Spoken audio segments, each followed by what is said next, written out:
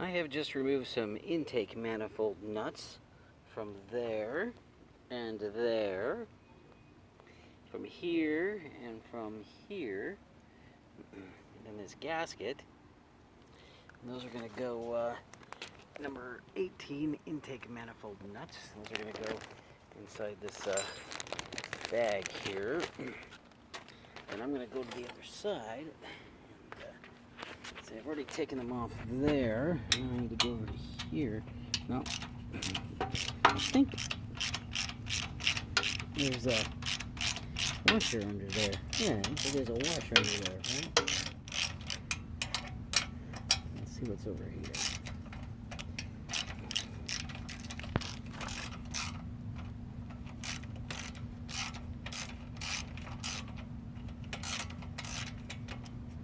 It's about done.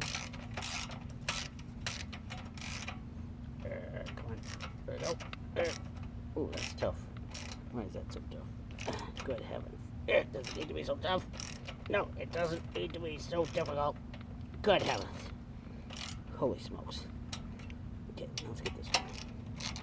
I don't know why it's so tough. Oh, I do know why. It's because it's an intake manifold. Right near the exhaust manifold. Those metal parts get very hot. Super hot. And then they expand, and when they cool, they contract. And as a result, it can become very difficult to loosen and remove. Very, very difficult. That's what's going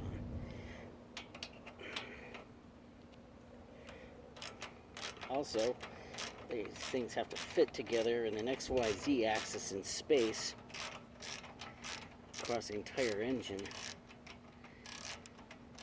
And as such, there we go. Lots of different ways. Oh, looks like there's a few. Yeah, looks like there's a few washers there.